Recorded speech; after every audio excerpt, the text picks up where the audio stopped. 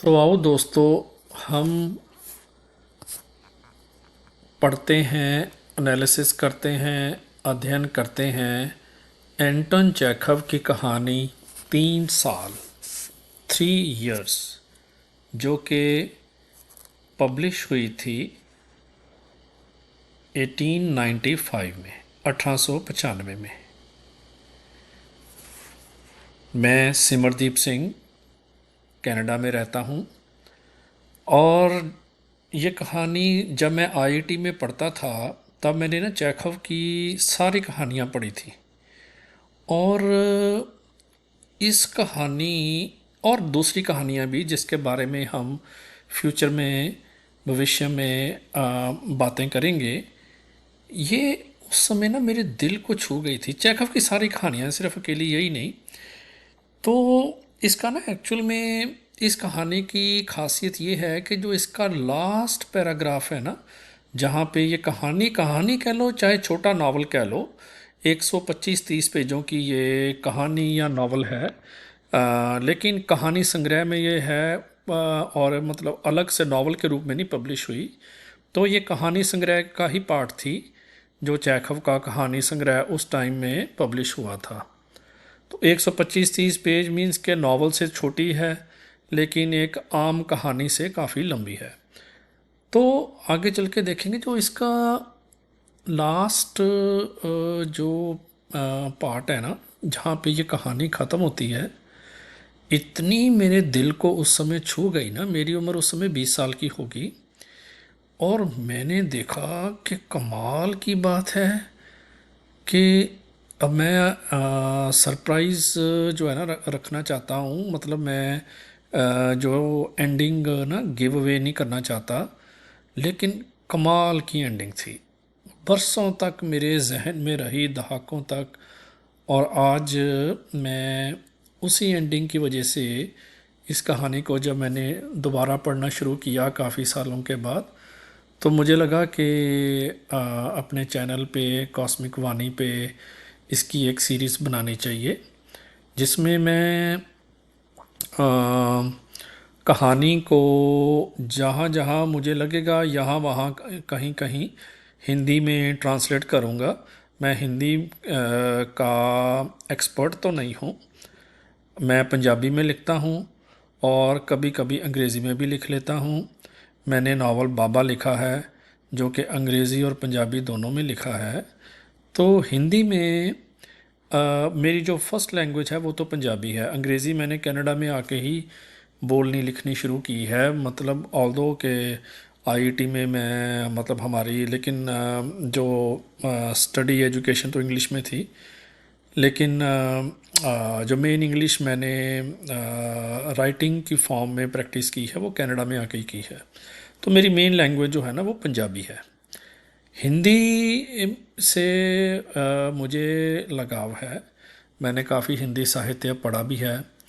और ये मेरा पहली कोशिश है कुछ हिंदी में बोलने की, कुछ हिंदी में लिखने की, जो कि ट्रांसलेशन की फॉर्म में मैं कर रहा हूँ। वैसे मेरी एक कहानी पंजाबी की ना, जटाशंकर, उस टाइम पे ना एक हिंदी का ना होता था बड़ा फेमस मैगज़ीन, उसमें पब्लिश हुई थी। और काफ़ी सालों के बाद मेरा एक दोस्त आया, वो कॉपी लेकर आया था उसकी। तो मुझे इतने सालों के बाद कॉपी मिली। कहता कि पंजाबी की कुछ कहानियाँ सिलेक्ट हुई थी, उसमें मेरी एक कहानी थी जटाशंकर। तो हिंदी से भी मैं इन टच हूँ। वो एक्चुअल में वो जटाशंकर जो है ना, वो हिंदी से आगे फिर हर इंडियन लैंग्वेज में ट्रांसलेट हुई थी। ये उस टाइम की बात है जब इंटरनेट नहीं था और ईमेल्स वगैरह नहीं होते थे। तो पेपर फॉर्म में, मतलब जो है ना, मैगज़ीन छपती थी और बिकती थी बुक स्टॉल्स पे। चलें तो देखते हैं ये कहानी 3 इयर्स। तो इस कहानी में मैं इस वीडियो के अंदर जो जज्बात हैं ना वो आपको बता रहा हूँ क्या है। पूरी कहानी में और भी विषय आएंगे आगे चल के, लेकिन इस वीडियो में या इस चैप्टर में, या इस चैप्टर का भी जो मैं चैप्टर भी शायद 3-4 वीडियोस में होगा, पता नहीं कितनी वीडियोस बनेंगी। लेकिन इस चैप्टर का भी जो है ना, कुछ एक जो पहला भाग मैं आपके सामने लेकर आ रहा हूँ, उसमें जो मुझे जज्बात या विषय जो मुझे समझ में आए ना, जो मेरी पकड़ में आए, वो ये है, उम्मीद यानी कि होप कितनी बड़ी चीज़ है। ये हमें इसमें पता चलेगा कि एक होप, उम्मीद इंसान को कैसे पकड़ लेती है। वो उम्मीद ही उसकी सांस, उसकी लाइफलाइन बन जाती है। जबकि इंसान को पता होता है कि एक्चुअल में वो उम्मीद नहीं, ना उम्मीदी है, तो हम देखेंगे कि लैप्टिव जो इसका नायक है कहानी का, उम्मीद को पकड़े हुए है, जबकि जानता है कि एक्चुअल में, वास्तविकता में वो उम्मीद नहीं, ना उम्मीदी है, तो फिर भी वो उम्मीद को पकड़े हुए है। क्यों? बड़ी हैरानी की बात है, पर हैरान होना भी नहीं चाहिए, क्योंकि हम सब ऐसे ही हैं, पकड़े हुए हैं उम्मीद को। लेकिन थोड़ा सा अगर हम ऑनेस्टी से, ईमानदारी से देखें, है ना उम्मीदी। मोहब्बत इस कहानी का ना एक सेंट्रल थीम है। वैसे चेखव की बहुत सारी कहानियों में मोहब्बत का जिक्र होता है, तो इसका ये सेंट्रल थीम है। इंतज़ार यानी कि वेट, ये भी हम इस वीडियो में देखेंगे कि वेट, इंतज़ार क्या चीज़ है और कैसे लैप्टिव इंतज़ार कर रहा है, किस चीज़ का, किस खुशी का, देखेंगे हम। फिर हमें इसमें कहानी में जो देखने को मिले इस वीडियो में, चैप्टर 1 के पार्ट 1 में जो पहले एक दो पेजों में कहानी के देखने को मिलेगा दर्द, शारीरिक दर्द, मानसिक दर्द, बीमारी, तो फिर देखने मिलेगी नाशवानता, नाउमीदी, अस्थिरता, temporary nature of life, transient nature of life, कि हम सब ख़त्म हो रहे हैं, सब कुछ जो है ना वो समाप्त हो रहा है, एंड की तरफ जा रहा है। तो ये झलक कहीं पर आपको सीधे तौर पे सुनने पढ़ने में मिलेगी, कहीं पर आपको इनडायरेक्ट वे से कन्वे होगी कि ये भी एक थीम है चेखव की सभी कहानियों का मोस्टली, पर इस हम बात कर रहे हैं चैप्टर 1 के पार्ट 1 की। तो लैप्टिव कहानी का नायक है। यूलिया सेर्गेवना वो लड़की है जिसको लैप्टिव चाहता है। नीना फ्योदोरवना लैप्टिव की बहन है, कैंसर से पीड़ित है, बहुत ही उदास है और ज़िंदगी से हारी हुई है। यानी वो फिज़िकल पेन में भी है, शारीरिक पेन में भी है और मानसिक पेन में भी है। मेंटल सफरिंग भी जो है ना उसकी बहुत ज़्यादा है, और ज़िंदगी से ना वो हार चुकी है। सिर्फ शारीरिक देखें, इसमें एक और बड़ी बात आएगी, वो हम इस वीडियो में नहीं, अगली वीडियो में देखेंगे कि शारीरिक पेन में तो वो है, लेकिन मानसिक पेन उसकी ज़्यादा है, जो कि अक्सर ज़िंदगी में होता है। कभी कोई आप देखो, कोई बंदा शारीरिक पेन में बहुत होगा ना, लेकिन अगर आप उसके पास बैठेंगे ना, तो शायद वो इतनी बात ये नहीं कहेगा कि उसकी हिप सर्जरी हुई है, उसकी बैक सर्जरी हुई है, जहाँ उसको बैसाखी लेकर चलना पड़ता है, किसी का सहारा। वो ज़्यादा बात अपनी मानसिक पेन की करेगा। वो ये बोलेगा बच्चे नहीं पूछते, बच्चे आते नहीं, बच्चों का फ़ोन नहीं आता, या मतलब कोई आया था, बहुत बड़े दोस्त थे, आए थे, 2 मिनट बैठ के चाय पी के चले गए, मैं उदास रहता हूँ, मैं उदास रहती हूँ, इस तरह की वो मानसिक बातें ज़्यादा करेगा। जो उसकी फ़िज़िकल प्रॉब्लम है ना कि वो मतलब बैसाखी का सहारा लेके बाथरूम की तरफ जाता है, चल नहीं पाता, उसकी बात वो कम करेगा। यही हम इसमें भी देखेंगे कि नीना, आगे चल के देखेंगे इस वीडियो में नहीं, कि नीना जो है वो कैंसर से पीड़ित है, लेकिन बातें कर रही है मेंटल सफरिंग की। कि उसकी ज़िंदगी कितनी नीरस रही है, कितनी मतलब ज़िंदगी में कितना जो है ना उसको कोई खुशी नहीं मिली, गमी ही गमी मिली है। तो ये हम देखेंगे। चलिए देखते हैं कहानी।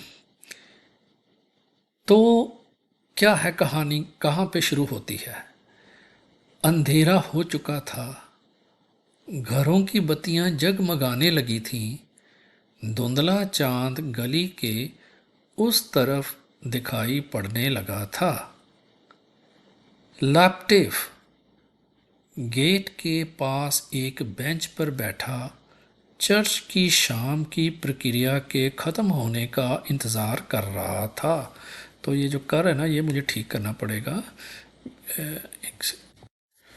तो लैप्टिव गेट के पास एक बेंच पर बैठा चर्च की शाम की प्रक्रिया के ख़त्म होने का इंतज़ार कर रहा था।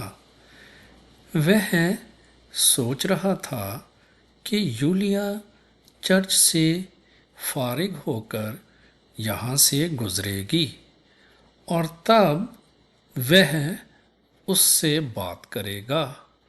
हो सकता था कि पूरी शाम ही वह दोनों साथ में गुजार दें। तो देखिए, लैप्टिव बैठा है, इंतज़ार कर रहा है उस लड़की का, जो लड़की उसकी ना गर्लफ्रेंड है, ना उसके उसको प्रेम की कभी इनसे इनकी आपस में कोई बातें हुई हैं। ठीक है। तो एक ऐसी लड़की का जो कि सिर्फ थोड़ा बहुत जानती है, कोई ऐसा इनका आपस में कुछ मतलब कोई प्रेम संबंध नहीं है, कोई गहरी दोस्ती भी नहीं है। लेकिन देखिए, इंतज़ार भी हो रहा है और जो है ना उसके अंदर ये एक उम्मीद भी है कि वो पूरी शाम ही शायद दोनों साथ में गुजार दें। यानी वो लड़की जो कि हल्का हल्का लैप्टिव को जानती है, तो ऐसा क्या उसके अंदर उम्मीद जाग पड़ी कि वो हो जो है 15-20 मिनट शायद इससे मिलेगी और पूरी की पूरी शाम ही इसके साथ गुजार देगी। ये एक्चुअल में ना ये एक मानसिकता है, शायद हम सब की मानसिकता है। हम सब अपनी एक ख्यालों की दुनिया में रहते हैं। ये सिर्फ लैप्टिव नहीं, लैप्टिव तो एक रिप्रेजेंटेटिव है हमारी सोसाइटी का। ये तो एक मॉडल है, एक एग्जाम्पल है कि कैसे उम्मीद उन चीज़ों की जो कि शायद संभव नहीं होती, असंभव होती हैं, उनकी भी उम्मीद हमें लिए बैठे रहती है। क्योंकि ये उम्मीद एक ऐसी चीज़ है जिसके सहारे हम जीते हैं। ये हमारी लाइफ फोर्स बन जाती है, ये हमारी प्राण शक्ति बन जाती है। तो आइए आगे चलते हैं।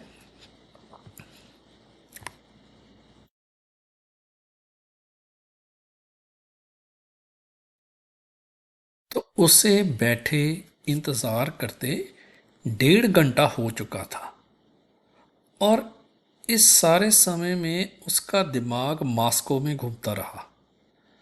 मास्को के कमरे, मास्को के दोस्त, उसका लिखने वाला मेज़, वे आधे आश्चर्य से अंधेरे में डूबे हुए शांत और स्थिर पेड़ों को देखता रहा। उसे अद्भुत लग रहा था कि वे अपने गांव सोकलिंग सोकोलिंकी, ये है गांव का नेम सोकोलिंकी, शायद हिंदी में ये स्पेलिंग मिस्टेक है। तो सोकोलिंकी में ना रहकर सोकोलिंकी में ना रहकर इस शहर में रह रहा था जहाँ पर पशु सुबह शाम निकलते थे और उनके साथ साथ उड़ते थे भयंकर मिट्टी के बादल और गूंजती थी सींगों के टकराने की आवाज़ें। तो ये चेखव का स्टाइल है लिखने का। वो एक हमें वहाँ के जहाँ पे ये रह रहा है लैप्टिव, अपने सिटी को छोड़ के या अपने गांव को छोड़ के, जो कि इसके गांव का नेम है ये सोकोलिंकी। तो इस सोकोलनिकी वटेवर, तो उसको छोड़ के ये रह रहा है यहाँ पे एक टाउन में। तो ये सोचता है, अब चेखव उसका, ये चेखव का स्टाइल है, इसमें थोड़ा सा ना ह्यूमर भी है कि मतलब देखो वो बैठा लैपटॉप पशुओं को देख के कह रहा है यार ये क्या यहाँ से पशु निकलते हैं सुबह सुबह, मट्टी के बादल उड़ाते जाते हैं, उनके सींगों की टकराने की आवाज़ें गूंजती रहती हैं। तो एक किस्म से ना शायद लैपटॉप की जो स्टेट ऑफ माइंड है ना वो हैप्पी नहीं है। तो जब हैप्पी नहीं है, हालांकि वो गांव से है, जो उसका समर विलास सोकलने की है, तो वहाँ पे तो और ज़्यादा कैटल और सींगों के टकराने की आवाज़ें होंगी गांव में।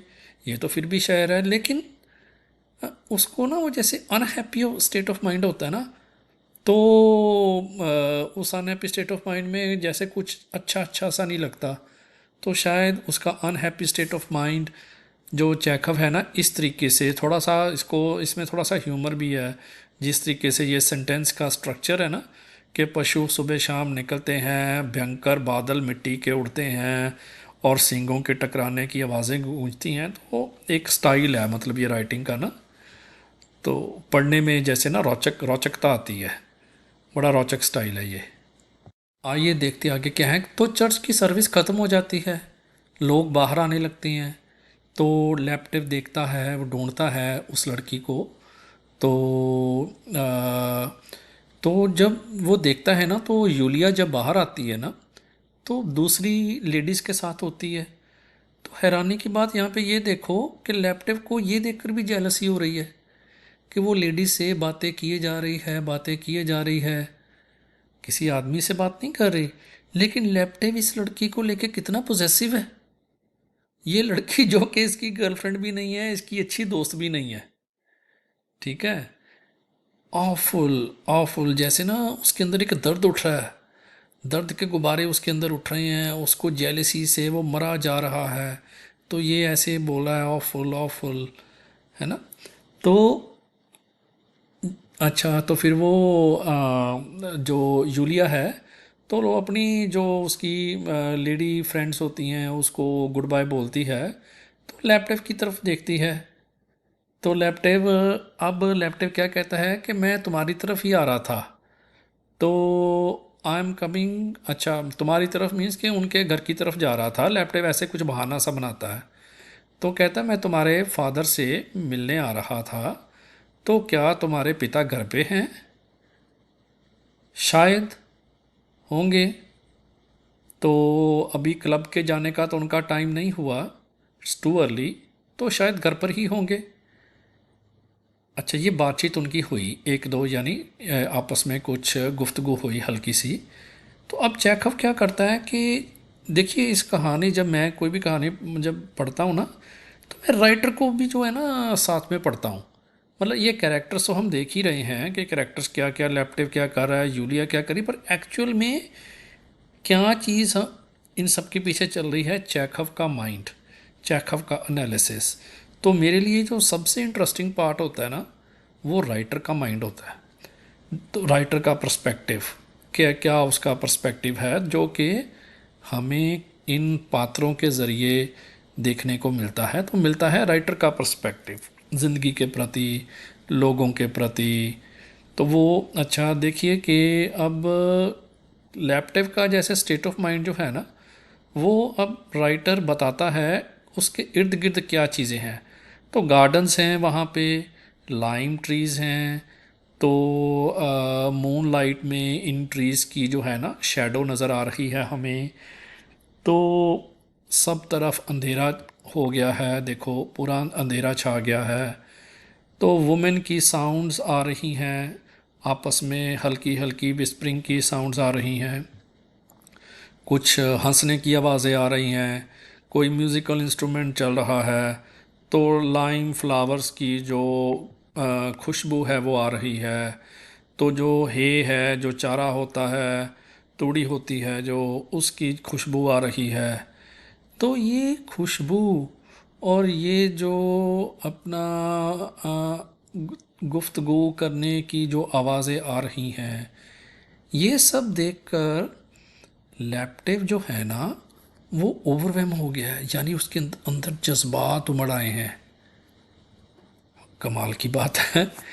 यानी जज्बा, एक लड़की है जिसको वो चाहता है, वो है, और ये इर्द गिर्द कुछ खास चीज़ें नहीं है, क्या है, डार्कनेस है, लाइम ट्री वगैरह, लेकिन वो लड़की और वो जो आजू बाजू में जो भी चीज़ें हैं ना, वो एकदम इतनी अच्छी लगने लग रही हैं लैपटॉप को।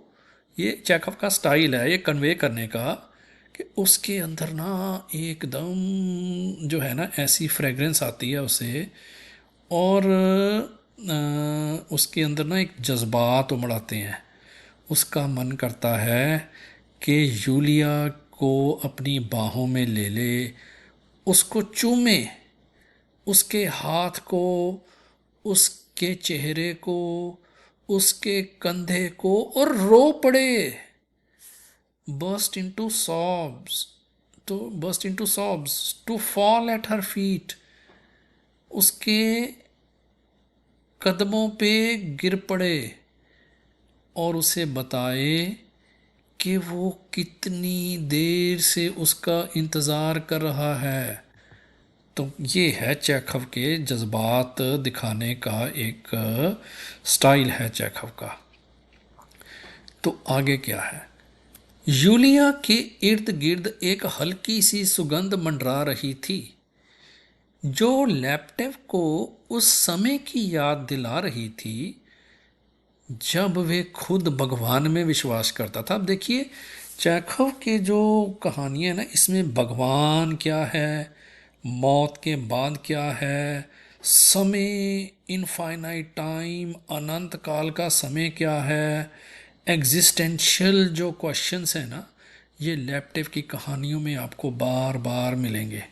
भगवान के, समय के, यानी लैपटॉप की पर्सनैलिटी का इससे हमें पता चलता है ना कि लैपटॉप फिलोसोफाइज करता है अपने पात्रों के ज़रिए, कांट की तरह, या दूसरे जो बड़े बड़े फिलोसफर्स हैं डिकार्टे की तरह। वो एक्चुअल में फिलॉसफी उसका सब्जेक्ट नहीं है, लेकिन उसकी रुचि है फिलॉसफी में। तो वो रुचि जो है ना, अब वो फिलॉसफी निश्चय की तरह ज़राथुस्त्रा के ज़रिए या कुछ नया स्कूल ऑफ थॉट नहीं बनाता। वो जो एग्जिस्टिंग स्कूल ऑफ थॉट्स ही हैं ना, कि ज़िंदगी क्या है, उसके उन्हीं को यूज़ करके अपने कैरेक्टर्स के ज़रिए, कैरेक्टर के माध्यम से वो चेखव इन क्वेश्चंस के ऊपर एक थोड़ा सा मेडिटेट करता है। ठीक है, तो ये चेखव का ना कि मेडिटेशन का एक रास्ता है, ज़िंदगी क्या है, भगवान नहीं है, इंसान का भगवान से विश्वास बनता कब है, टूटता कब है, ये सब वैलिड क्वेश्चंस हैं। हम सब इन सब क्वेश्चंस में से, रास्तों में से गुज़रते हैं।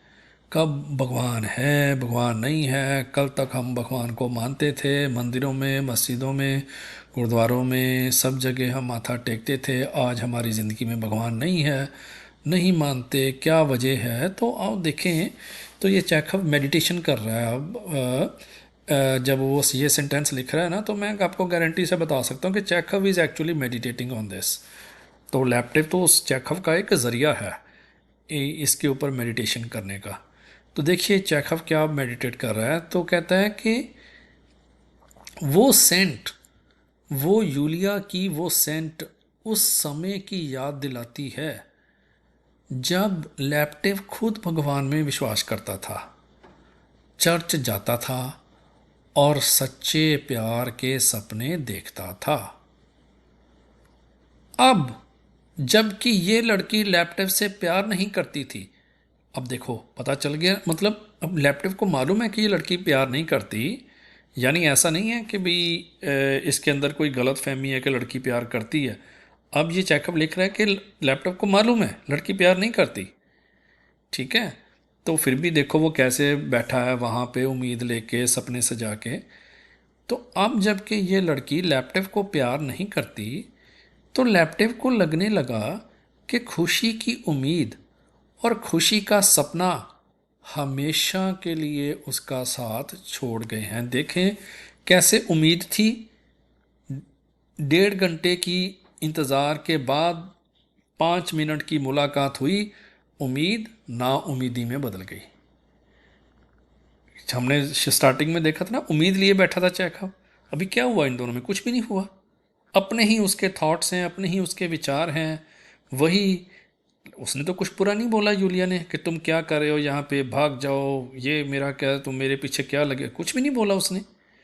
दो तीन प्लेजेंट्रीज एक्सचेंज हुई हैं और इसकी लैपटेव की जो उम्मीद थी, वो होप थी, जो वो होपलेसनेस में बदल गई। सो एक होपफुल से वो बन गया होपलेस पर्सन। तो आगे देखिए क्या चलता है। तो जो यूलिया है ना, वो नीना, उसकी जो सिस्टर है लैपटेव की, नीना, उसकी इलनेस, उसकी बीमारी के बारे में बातें करने लगी सिंपैथेटिकली। तो 2 महीने पहले नीना की कैंसर की सर्जरी हुई है। तो यहाँ से ना हमें ये देखने को मिलता है एक, तो आप अगर देखें ना कि इसका टाइम फ्रेम क्या है, 1890 कहानी का 5। तो 1895 में भी कैंसर की सर्जरी होती थी। तो कैंसर डिजीज़ भी उस टाइम पे रिकॉग्नाइज था, तो उसकी सर्जरी भी होती थी, ये हमें पता चल रहा है यहाँ से। And now every one was expecting a return of the disease. तो यानी सबको लग रहा था कि कैंसर वापस आ जाएगा, जैसा कि आज भी कैंसर के जो सर्जरी होती है, ऑपरेशन होता है, उसके बाद एक रेगुलरली उनके जो पेशेंट के टेस्ट होते रहते हैं, हर साल में कुछ, या साल में 2 साल में डॉक्टर्स बता देते हैं, ताकि वो चेक करते रहते हैं कहीं डिजीज़ रिटर्न ना हो जाए। तो देखिए तब भी ऐसे होता था। ये एक हमें समझ में आ रहा है बात कि उस टाइम पे भी ऑपरेशन सर्जरीज होती थी। तो यूलिया बोलती है कि I went to see her this morning, seem to me that, तो वो बहुत, last she has not exactly grown thin but has as if it were faded, कि जैसे वो तो मुरझा ही गई हो। यूलिया की अपनी ऑब्जर्वेशन है। तो लैपटेव को बोलती है कि मैंने जब उस को देखा, ना सिर्फ वो पतली हुआ नज़र आ रही थी, बल्कि वो तो लग रहा था कि पूरी की पूरी मुरझा ही गई है, उसकी जो बहन है लैपटेव की। तो लैपटेव कहता हाँ हाँ हाँ। तो सिम्टम्स जो है ना, वो रिटर्न तो नहीं हुए, बट वो कमज़ोर दिन ब दिन होती जा रही है और ख़त्म होती जा रही है। तो ये भी लैपटेव का ये जो चेखव के ना, आप दूसरी स्टोरीज भी पढ़ेंगे ना, उनमें ये थीम, रेकरिंग थीम है ये। ख़त्म होता जा रहा है इंसान, ख़त्म होता जा रहा है, चाहे बुढ़ापे की वजह से ख़त्म हो रहा है, चाहे बीमारी की वजह से ख़त्म हो रहा है, चाहे इस वजह से ख़त्म हो रहा है कि जीवन में लव ही नहीं है, प्यार ही नहीं है, चाहे इस वजह से ख़त्म हो रहा है, किसी भी कारण से ना, हर हर उम्र का व्यक्ति, एक इंटरेस्टिंग चेकअप की कहानियों में आपको ये चीज़ देखने को मिलेगी, हर उम्र का व्यक्ति, चाहे वो बीमार है चाहे नहीं है, ये चेकअप में अक्सर दिखाता है कि उसके अंदर ना एक ये फीलिंग आती है, ख़त्म ख़त्म ख़त्म, लाइफ ख़त्म हो रही है, लाइफ में कुछ नहीं है। तो ये आप आगे जाके आप चले, हम इसमें तो खैर उसकी एक कैंसर की वजह से लैपटॉप बोल रहा है ना, लेकिन कैंसर की वजह से भी प्लस लैपटॉप की अपनी स्टेट ऑफ माइंड भी स्टेबल नहीं है, उसकी भी जीवन में जो है ना एक होपलेसनेस है। तो अगर नहीं भी ख़त्म हो रही होगी तब भी उसके मुंह से ये निकलना स्वाभाविक है कि वो wasting, she is wasting before my eyes. तो ख़त्म हो रही है, उसकी बहन जो है ना, वो लैपटॉप बोल रहा है। तो जूलिया बोलती है कितनी खूबसूरत होती थी उसकी बहन, है ना, लैपटॉप की उसके बारे में बोलती है ना। तो रोज़ी प्लम्प, यानी अच्छी सेहत होती थी, चेहरा लाल होता था। तो उसको सभी बोलते थे मॉस्को लेडी, क्योंकि वो मॉस्को से है ना लैपटॉप की फैमिली, तो उसको मॉस्को लेडी बोलते थे। तो कितना, कैसे कितना खूबसूरत वो हंसती थी। तो छुट्टियां होती थी, हॉलीडेज़ के दिन, तो वो एक कंट्री गर्ल की तरह, जो है ना गांव की जैसे एक होती है, जैसे प्यारी सी गुड़िया गांव की जो है ना लड़की, वैसे वो ड्रेसअप होती थी। और उसको वो ऐसी ड्रेसेस जो है ना गांव वाली, कितनी मतलब उसको ना अच्छी लगती थी। तो ये जूलिया बता रही है, मतलब उसको रिकलेक्ट कर रही है लैपटॉप की जो बहन की अपना पुरानी यादें। तो चलें चैप्टर 1 का पार्ट 1 यहीं पे ख़त्म करते हैं। बाकी अभी चैप्टर 1 बाकी है। तो आगे क्या होगा कि ये यूलिया और लैप्टिव ना दोनों लैप्टिव की बहन के पास जाएंगे, जहाँ पे बहन बीमार बेड पे पड़ी हुई है। तो वो सीन हम देखेंगे। लैप्टिव और यूलिया दोनों साथ होंगे और सामने बीमार बहन लेटी होगी। तो ये हम इसकी हम अगली वीडियो बनाएंगे। तो बड़ी इंटरेस्टिंग है। आगे जाके जो है ना इसमें बहुत ज़्यादा ना लेप्टिव चेखव जो है ना ये असल में मन का लेखक है। ये सब जो हम बाहर चीज़ें देख रहे हैं ना, लैप्टिव जूलिया, ये तो टूल्स हैं चेखव के। वो सब कहानी सारी जो खेल है ना वो मन का है। थ्रू आउट चेखव का जितना भी आप अध्ययन करेंगे, एनालिसिस करेंगे ना, पढ़ेंगे, समझेंगे, मन मन मन मन में क्या चल रहा है, मन, एग्जिस्टेंशियलिज्म और नाशवानता। ठीक है, ये चेखव जैसे ना ये आपको देखने में मिलेगा कि ऑब्सेस्ड था नाशवानता से। और इसका ह्यूमर भी बड़ा अच्छा है। ये नाशवानता को भी कई बार ना मतलब इस तरीके से बयान करता है कि आपको ना पढ़ के मज़ा भी आता है। आपको ऐसा नहीं लगता, रोचक रोचक तरीके से, रोचकता से बयान करता है। कहीं ना कहीं ह्यूमर भी यूज़ करता है। तो आप जानिए वो आपको हैवी नहीं लगती फ़िलासफ़ी। तो अच्छा है। तो जानेंगे चेखव को, हम जानेंगे उसकी कहानियों के ज़रिए। तो हम लैप्टिव को नहीं पढ़ रहे, हम चेखव को पढ़ रहे हैं। पर अपने आप में लैप्टिव और ये कहानी भी बहुत इंटरेस्टिंग है। चलें, तो नेक्स्ट वीडियो में हम देखेंगे कि जब लैप्टिव और यूलिया पहुंचते हैं घर में तो क्या होता है बहन के साथ। ओके जी।